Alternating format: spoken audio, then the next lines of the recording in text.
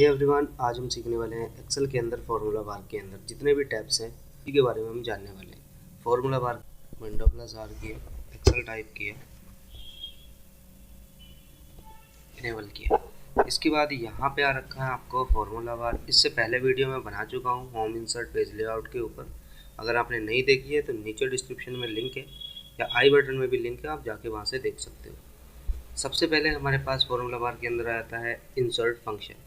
Insert function हमारा क्या करता है, जितने भी हमारे फंक्शन होते हैं नॉर्मली वो फंक्शन हमारे पास इंसर्ट करा देता है। जैसे इंसर्ट फंक्शन पे क्लिक करोगे आपको बताएगा कि आपको क्या करना है इस सेल के अंदर। Sum, average, if, hyperlink, count, max, वट जितने भी यहाँ पे आपके मोस्ट रिसेंटली यूज़ किए हुए फॉर्मूले होंगे वो आपको यहाँ पे देखने को मिल जाएंगे। क्लिक करोगे ऑल फंक्शन पे क्लिक करोगे, ऑल फंक्शन आपके पास इनेबल हो जाएंगे। कैंसिल करना है इसको यहाँ से। इसके बाद आता है ऑटो सम। कभी भी आपने अगर यूज़ किया है एक्सेल को तो ऑटो सम जरूर लगाया होगा। ऑटो सम यहाँ पे भी आता है और होम के लास्ट बटन पे भी यहाँ पे आता है ऑटो सम।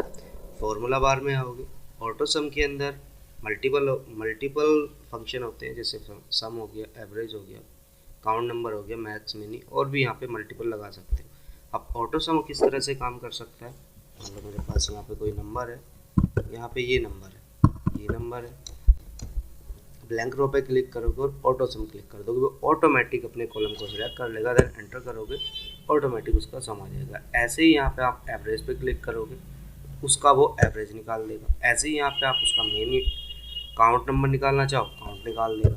ठीक है, तो इस तरह से ऑटो सम या ऑटो एवरेज काम करता है। ये इसके बाद जो आपको मैंने स्टार्टिंग में इंसर्ट फंक्शन दिखाया था उसके अंदर ऑल फॉर्मूले थे, जैसे recently, financial, logical, text, date and time, lookup, reference, whatever, जितने भी यहाँ पे आपके पास दिख रहे हैं मोस्ट फंक्शन लाइब्रेरी के अंदर वो फॉर्मूले ऑलरेडी इसके अंदर है, आप जरूर उसको। इसके बाद हमारे पास आता है नेम मैनेजर।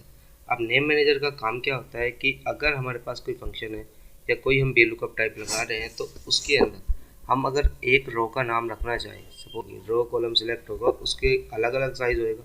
मान लो मैं यहाँ पे फॉर्मूला लगाना चाहता हूँ, सेलेक्ट किया, मुझसे पूछ रहा लुकअप वैल्यू, क्लियर, कॉमा कर दिया। अब यहाँ से लेके यहाँ तक की देखो यह रखा है ना 15 रो, X6 सेल्स। इस तरह से मैं नहीं चाहता हूँ, मैं इस क्राइटेरिया का नाम देना चाहता हूँ, तो उस बेस के लिए हम यूज़ कर सकते हैं नेम मैनेजर। नेम मैनेजर के अंदर वैसे 2-3 काम होते हैं। नेम मैनेजर एक हमारे पास जनरल होता है जिसके अंदर हमारे पास ऑलरेडी नाम होते हैं। जो नेम मैनेजर से पहले मैं आपको डिफाइन नेम के बारे में बताता हूँ। डिफाइन नेम पे क्लिक करो, पूछ रहा है नाम बताओ, मैंने ए सिलेक्ट किया, नेम पूछ रहा है वर्कबुक करना है आपको पूरी वर्कबुक के अंदर या फिर आपको सीट के अकॉर्डिंग करना है, मैंने वर्कबुक सेलेक्ट किया। देन यहाँ पे आपको रेफरेंस करना है, मैंने क्लिक किया। अब इतनी एरिया का मैंने नाम दे दिया, ठीक, इतनी एरिया का मैंने नाम क्या रखा है, न्यू, ओके कर दिया। अब जब भी मैं यहाँ पे फॉर्मूला लगाऊंगा, सपोज VLOOKUP, आपको VLOOKUP से मैं क्लियर इसलिए करा रहा हूँ ताकि क्लियर हो जाए। अब इसके बाद पूछ रहा है टेबल एरे बताओ। अब टेबल एरे तो मेरे पास है नहीं, मैंने क्या रखा था, न्यू रखा था। ये देखो ऑटोमेटिक सिलेक्ट हो गया जो मैंने नाम डिफाइन किया था न्यू करके। ठीक है, तो इस तरह से क्या कर सकते हो, आप नेम डिफाइन कर सकते हो अपने डिफाइन नेम के अंदर, करेक्ट है। अब डिफाइन नेम से पहले मैंने आपको बताया था नेम मैनेजर। नेम मैनेजर अब बता देता हूँ क्योंकि मेरा डिफाइन नेम से ही काम करता है हमारा नेम मैनेजर। नेम मैनेजर पे क्लिक करोगे, जो आपने यहाँ पे बनाया हुआ था डिफाइन नेम वो नेम मैनेजर के अंदर आ सकता है। न्यू करोगे सेम आपका डिफाइन नेम हो जाएगा। अगर एडिट करना चाहते हो एडिट कर लो, डिलीट करना चाहते हो डिलीट कर सकते हो। ठीक है, फिल्टर का भी ऑप्शन लगा सकते हो। ऐसे ही यहाँ पे यूज़ फार्मूला का ऑप्शन आ रखा है। जो अभी आपने फार्मूला बनाया है डिफाइन नेम के अंदर वो यहाँ पे सिलेक्ट करोगे, वो क्राइटेरिया क्या करेगा, सिलेक्ट करेगा और जो भी आपको फार्मूला इसके साथ लगाना है क्लियर कर सकते हैं। सेम ही काम क्या है हमारे क्रिएट फ्रॉम सिलेक्शन का। आप क्लिक करोगे, इसके बाद बढ़ते हैं हम फार्मूला एडिटिंग के अंदर। यहाँ पे हमारे पास का रखा है ट्रेस प्रेसिडेंट,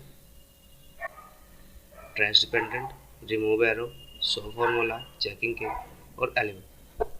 अब इसका यूज़ हम क्या करते हैं, जब भी हम कोई फार्मूला लगाते हैं, सपोज मेरे पास ए रोल बी क्वांटिटी 20 एंड 40। अब मुझे नहीं पता कि ये फार्मूला कहाँ, इन दोनों का क्या कर दिया, कर दिया। अब मुझे यही नहीं पता कि ये जो 54 है वो कहाँ से आया, तो ये किसका सम है।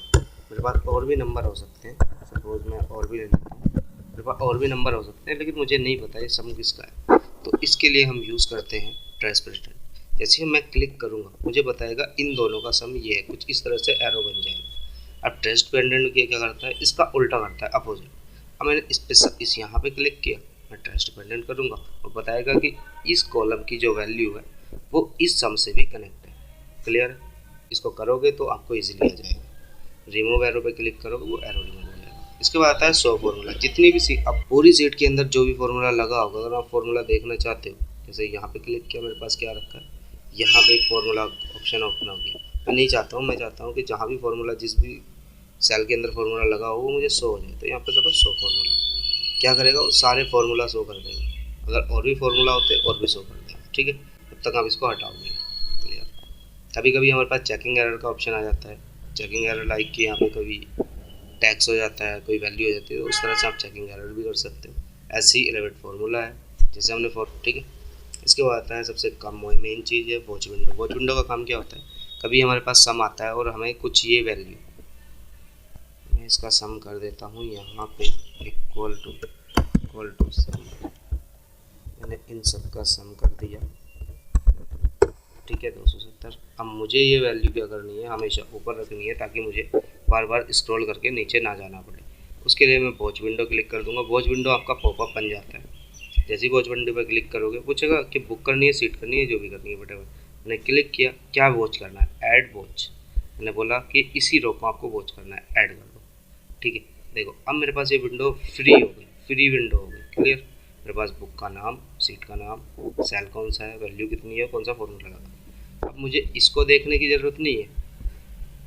जब भी मैं यहाँ पे कोई वैल्यू सिलेक्ट करूँगा, सपोज ये मेरे पास वॉच विंडो अवेलेबल है, तो वॉच विंडो के अंदर जो मैंने सेलेक्ट किया था वो यहाँ पे आ रखा है। अगर मैं इसको और ड्रैग कर दूँ तो क्लियर है जी। अब इसके बाद मेरे पास क्या रखा, मैं नीचे आऊँगा, यहाँ पे इस फॉर्मूला को देखूँगा कहाँ से कहाँ तक लगा हुआ है, इस फॉर्मूला को सिलेक्ट करके नीचे कर दूँगा। ठीक है, इस तरह से आप एंटर करोगे। अब देखो वैल्यू चेंज हो गई। ये टेबल में हम वॉच विंडो का काम कर सकते हैं, मल्टीपल जगह यूज़ हो सकता है वॉच विंडो। क्लियर है? ऑटो सम क्या आता है, जब भी आप यहाँ पे वैल्यू बढ़ाते हो 58 की एंटर, ये ऑटोमेटिक सम हो जाना चाहिए। ऑटोमेटिक सम लाइक के, अगर मैं इसको ऑटोमेटिक करता हूँ 20 है, इसको कर देता हूँ 50, ऑटोमेटिक सम हो रहा है। अब मैं चाहता हूँ ऑटोमेटिक ना हो, कैलकुलेट मुझे करना पड़े, उस बेस में क्या करूँगा, मैनुअल करूँगा, यहाँ पे करूँगा 100। अब देखो चेंज ही नहीं हुआ ये सम। अब यहाँ पे जब भी मैं इसको क्या करूँगा, कैलकुलेट करूँगा, क्लिक किया, कैलकुलेट नाउ करूँगा, ये तो हो गया एक बार कैलकुलेट, और ये हो गया कैलकुलेट सीट। जैसे मैं इसको कैलकुलेट नाउ करूँगा ऑटोमेटिक देखो यहाँ पे वैल्यू चेंज होगी। ठीक है, तो इस तरह से आप कैलकुलेट का यूज़ कर सकते हैं, ऑटोमेटिक भी है और सीट के अंदर भी है। आई होप आपको ये फॉर्मूला का टैब क्लियर हो गया होगा। अगर कुछ इसमें आपको पूछना है, कुछ भी आपको मिस्टेक्स है या किसी भी ऑप्शन के बारे में आपको कंफर्म करना है, पूछना है, तो आप कमेंट कर सकते हो, मैं आपको सॉर्ट आउट करूँगा उसको, क्योंकि